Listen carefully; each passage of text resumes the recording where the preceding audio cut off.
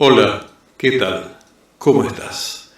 Te doy la bienvenida a una nueva emisión de esto que se llama Una voz en tu parlante. Una experiencia radial, una mirada a la vida.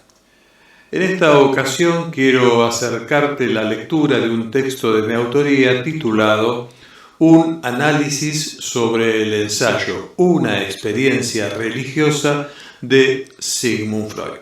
Se trata, tal como creo deja claro el título, de precisamente una visión, mi punto de vista, sobre lo que dice ese ensayo de Freud, de las conclusiones a las que llega, con las que no estoy en absoluto de acuerdo y espero poder manifestarlo a través de este texto con la claridad que siempre deseo para todos mis trabajos literarios, llamémoslo así. Espero que te guste, espero que te interese y bueno, ya sea que estés de acuerdo o que no estés de acuerdo, que también lo expreses. Todas las emisiones de Una voz en tu parlante las podés encontrar, dije todas y en realidad no son todas, en Spotify, a eso me refiero en particular, en Spotify están no hace demasiado tiempo, y sí podés encontrar todas las emisiones, más o menos casi 300 videos en total, en YouTube, y por supuesto ambas situaciones, YouTube y Spotify, están informadas, los enlaces, en mis otras redes, en Facebook, en Instagram, en Twitter, en Trum, en Blogspot, etc. Bueno, te invito a escuchar este texto, espero no aburrirte y que lo disfrutes, y como te dije, también te invito a suscribirte a YouTube y a seguirme por ahí y a expresar tu me gusta y también, ¿por qué no?, a proponerme ideas sobre lo que te interesa que pudiera llegar a ser, o leerte, o comentarte. Comenzamos entonces con la lectura. Una voz en tu parlante.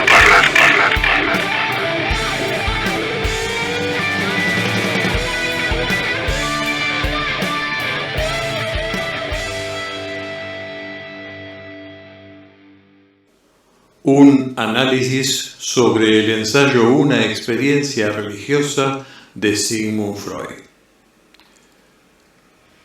Esta supuesta entrevista fue muy leída y me procuró, entre otras, la siguiente carta de un médico americano. Así encabeza Sigmund Freud este ensayo. Es evidente que expondré algunas observaciones personales surgidas después de la lectura del ensayo de Sigmund Freud titulado Una experiencia religiosa. Aunque se trata de un escrito pequeño que no presenta mayores dificultades en su texto, informo que utilizaré la traducción de Luis López Ballesteros y de Torres, tomo 14 de las obras completas de Freud, de la editorial Iztaccíhuatl de México, páginas 303 a 313. Freud inicia su discurso informando que cierto periodista publicó una entrevista a él nunca efectuada. A raíz de esto recibe cartas de lectores, entre otras la de un médico americano que transcribiré a continuación, y de la que se sirve como base para elaborar su conjetura. La carta del médico estadounidense, supongo que a eso se refiere al decir americano, dice: lo que más me ha impresionado ha sido su respuesta a la pregunta de si creía en una subsistencia de la personalidad después de la muerte. Según el informador, habría contestado usted secamente: eso me tiene sin cuidado. Le escribo hoy para comunicarle un suceso vivido por mí el año mismo en que terminaba mis estudios universitarios. Una tarde que me encontraba en el quirófano, encontraron el cadáver de una anciana y lo colocaron sobre una de las mesas de disección.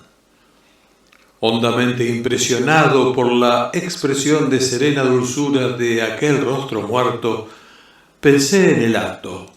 No hay Dios. Si hubiera un Dios, no habría permitido que una mujer tan bondadosamente amable viniera a la mesa de disección.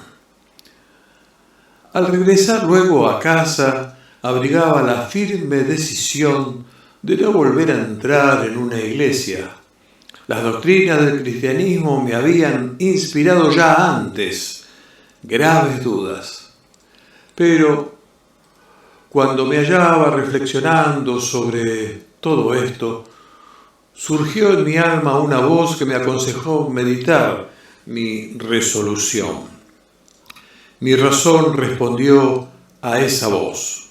Si alguna vez adquiero la certeza de que los dogmas cristianos son verdaderos y de que la Biblia es la palabra de Dios, los aceptaré sumisamente.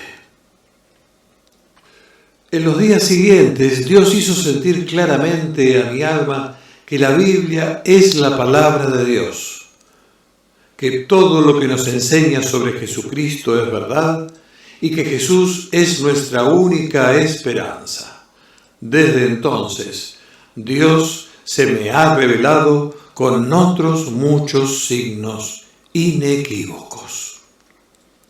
Como hermano médico, le ruego que medite sobre cuestión tan esencial y le aseguro que si lo hace sinceramente, Dios revelará a su alma la verdad como a mí y a otras muchas personas.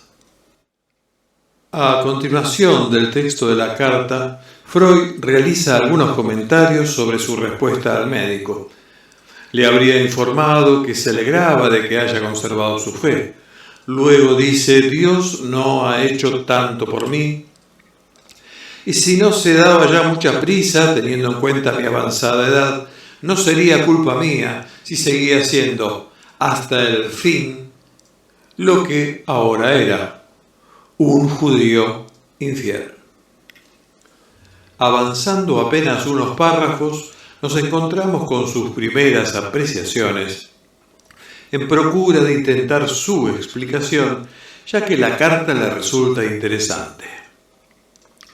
Explica que el médico por su carrera no podía ignorar estas y otras miserias, que Dios permite cosas más fuertes que la de una mujer de rostro simpático acabando en una sala de disección. Y se pregunta por qué su rebelión hubo de estallar precisamente al experimentar aquella impresión ante el cadáver de la anciana.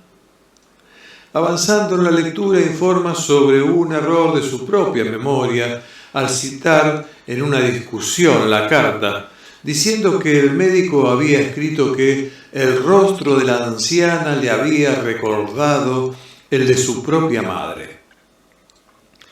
Advirtiendo que la carta no contenía nada semejante, informa que me di enseguida cuenta de ello, pero precisamente este error de memoria constituye la explicación que se nos impone al leer las palabras con las que el sujeto describe a la anciana. Dulce rostro de una señora mayor. El afecto despertado por el recuerdo de la madre es el responsable de la debilidad de juicio demostrada en aquella ocasión por el médico. Asevera, para luego agregar: nos fijaremos también en las palabras hermano médico. Más adelante dice: podemos pues representarnos el proceso en la siguiente forma. La visión del cuerpo desnudo, o que ha de ser desnudado, de una mujer que le recuerda a su madre, despierta en el joven la nostalgia de la madre, procedente del complejo de Edipo, y completada en el acto por la rebelión contra el Padre. La imagen del Padre y la de Dios no se encuentran aún muy separadas en él. Y el deseo de la muerte del Padre puede hacerse consciente como duda de la existencia de Dios y quererse legitimar ante la razón como indignación por el maltrato infligido al objeto materno. Durante el conflicto no se aduce argumento alguno para la justificación de la idea de Dios, ni se dice tampoco con qué signos inequívocos hubo de demostrar Dios su existencia al sujeto, desvaneciendo sus dudas.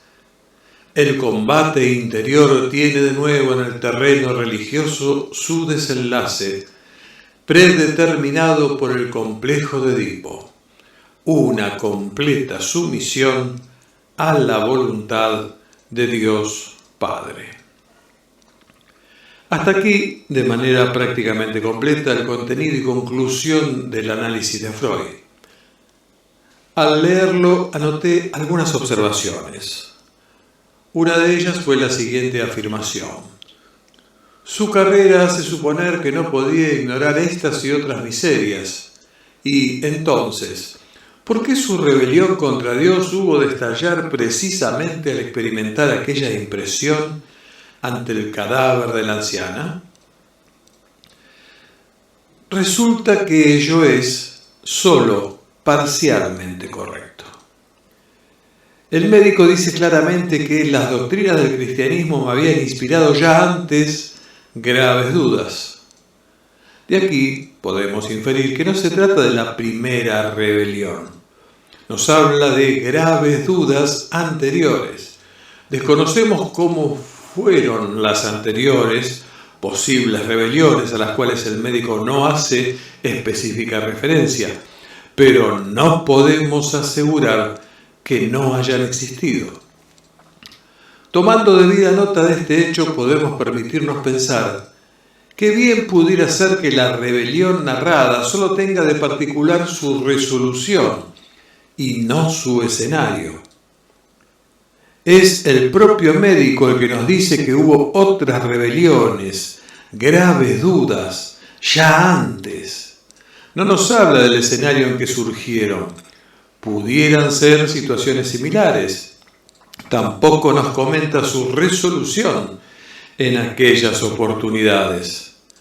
Me parece claro que Freud se apresura al decir que la situación estalló precisamente al experimentar aquella impresión. Hemos visto que ya antes se había rebelado de alguna forma contra el Dios Padre.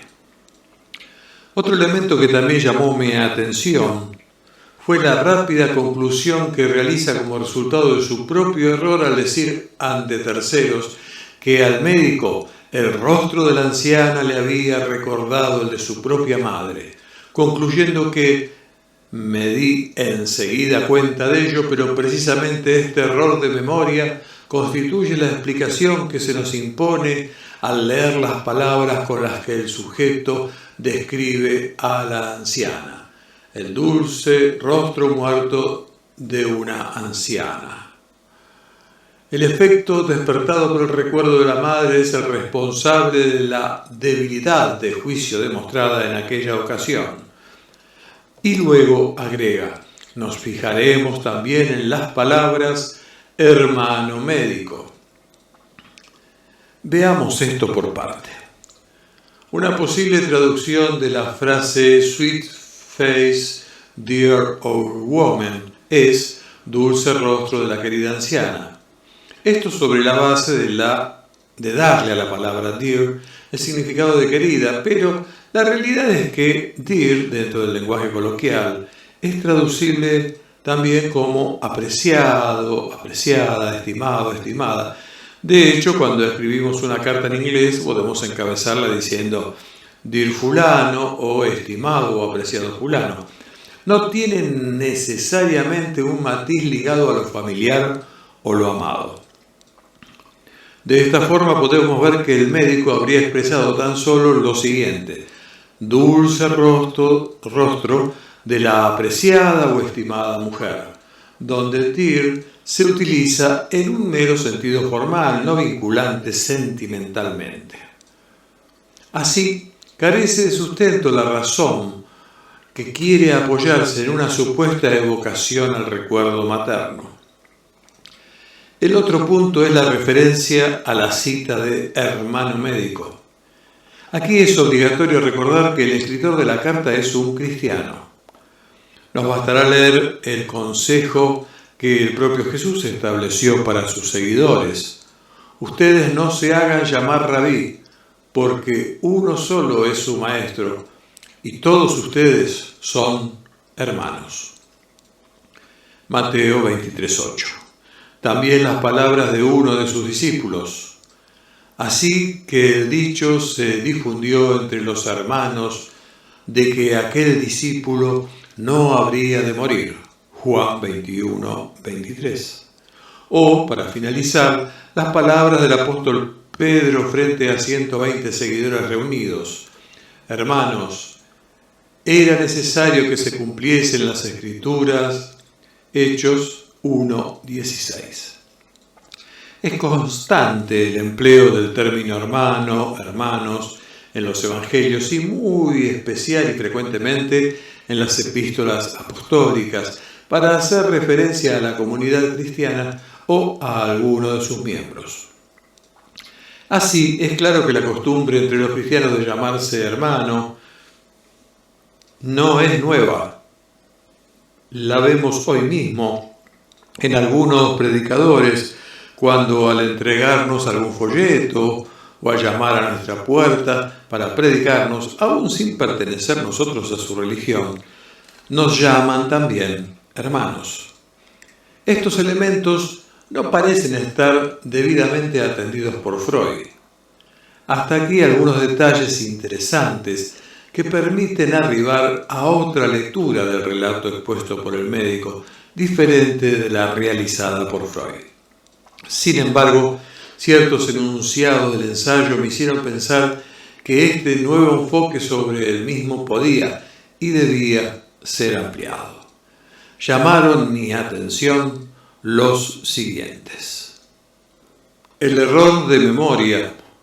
El rostro de la anciana le había recordado el de su propia madre. Me inclino a pensar que aquí no se descubre un recuerdo del médico, sino un sentimiento del propio Freud respecto de su madre, Amalia, siendo él el que piensa en ella imaginándola muerta a partir de la escena descrita en la carta en cuestión.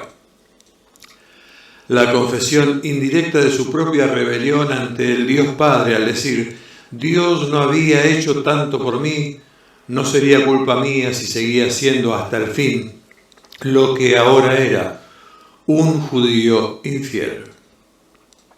Por último, debo resaltar la similitud que encontré entre la exposición del médico sobre su conversión y las palabras del padre de Freud escritas en una Biblia que le regaló. Este hecho lo descubrí después de recolectar la información a que haré referencia seguidamente.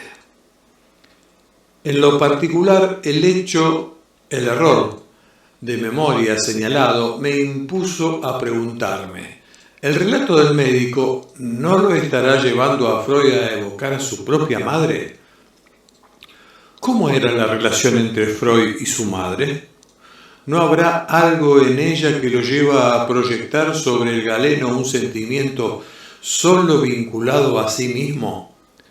Este cuestionamiento me estimuló a procurar mi información a través de un buscador en Internet. Para mi fortuna, colocando entre comillas la frase «la madre de Freud», me encontré con el sitio Psicoanálisis de Mary Isabel Videla en una URL que dejo descrita en los comentarios. En ella aparece una breve pero interesante difusión del contenido del libro, que se llama Freud, una cronología diferente de sus relaciones personales de las autoras Mary Isabel Videla y Doris Ager, Universidad de la República, Facultad de Psicología, Área de Psicoanálisis, Montevideo, Uruguay, primera edición, 1996. Quiero decir que si ustedes buscan en Mercado Libre Freud, una cronología diferente de sus relaciones personales, hay al menos una búsqueda positiva, un resultado positivo. Entre otras cosas, pude extraer lo siguiente sobre Amalia Nathanson. La madre de Freud era una mujer cariñosa, enérgica y dominante que tuvo una influencia decisiva en su vida. Martin, el hijo de Freud, la recuerda como una típica judía polaca con todas las deficiencias que ello supone. No era en modo alguno lo que nosotros llamaríamos una dama. Tenía un temperamento enérgico y era impaciente, obstinada, de ingenio agudo y sumamente inteligente. Judith Bernays, sobrina de Freud que vivió mucho tiempo con su abuela materna, escribió: Amalia Freud imponía su voluntad en cuestiones pequeñas y grandes. Era temperamental, enérgica, inflexible. Con sus íntimos era una déspota y una déspota egoísta. Rendía culto sin tapujos a su primogénito, a quien llamaba mi dorado Sigi. En algunas cartas, Freud habla del alivio que sintió a la muerte de su madre, a cuyo funeral no concurrió y a quien sobrevivió por solo 9 años, diciendo que ahora él también se sentía libre para morir, ya que ella no vivía para sufrir su pérdida. Tras esa lectura, no me pareció errada mi presunción. A mi juicio, Freud proyecta sobre el médico una explicación que en realidad se refiere a sí mismo. Es él el que piensa en su propia madre muerta. Es él quien en su deseo de liberación de su yugo la ve representada en una mesa de disección y observa allí el rostro de esa querida anciana, su madre Amalia. Es él el que desde hace varios años, y si no se daba ya mucha prisa, estaba y seguía rebelado contra Dios, siendo hasta el fin lo que ahora era, un judío infiel. El escrito de Freud refiere a un artículo del otoño de 1927, por lo que estimo que su fecha de composición no es muy posterior a ello.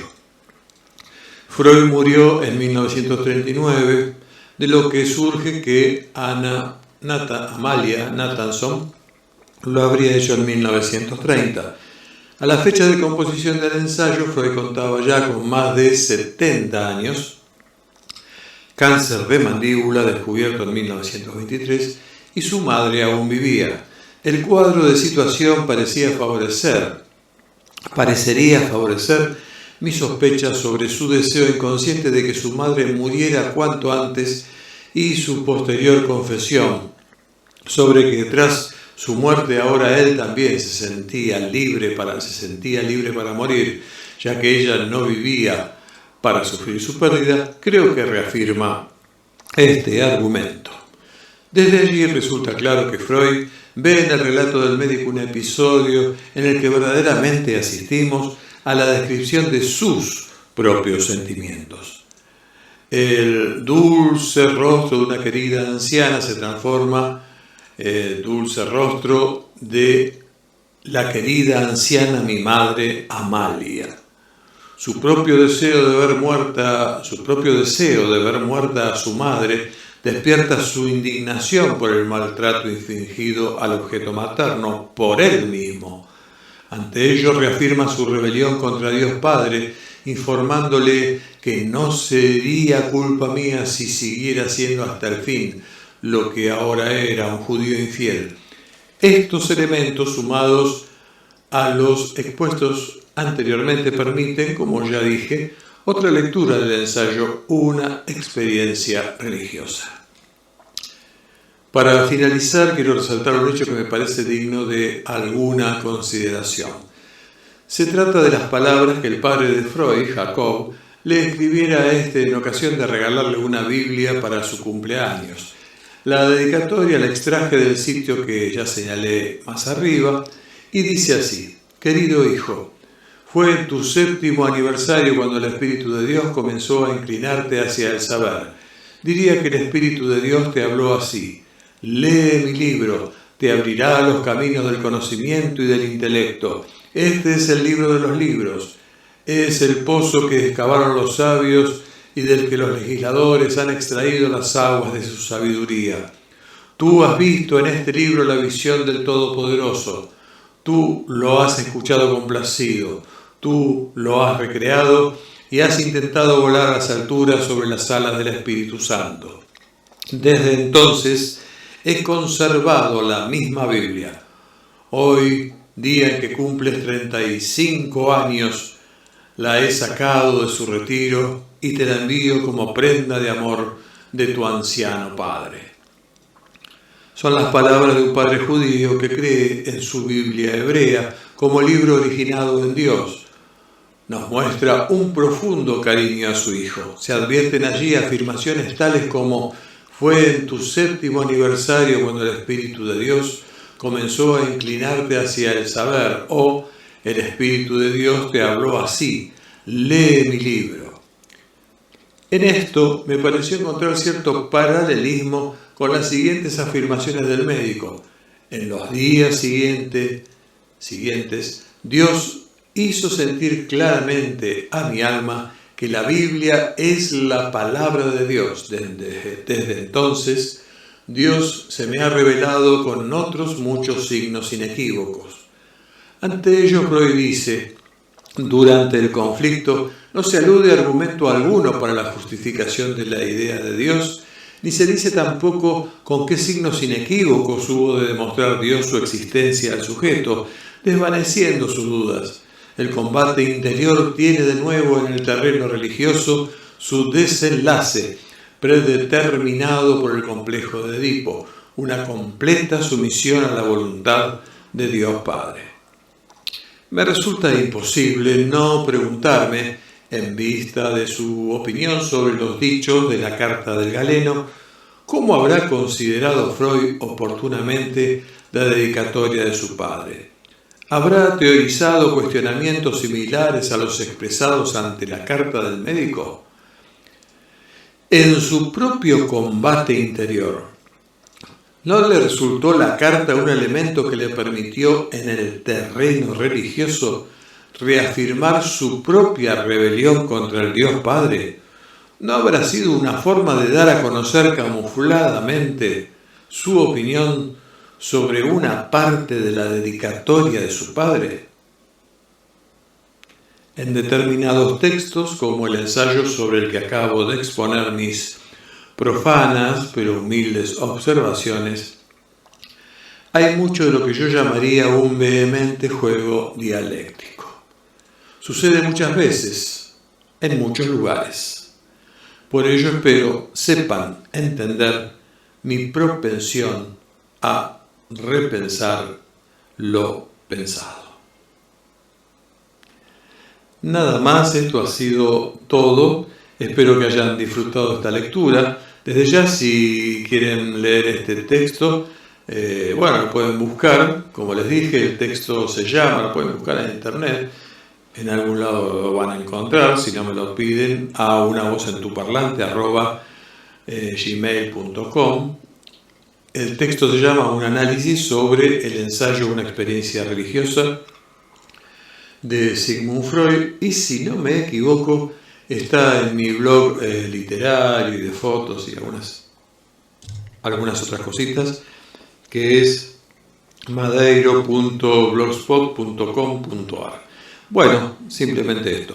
Como siempre te digo, me despido y, por supuesto, cuida a tus seres amados. Que Dios te bendiga. Una voz en tu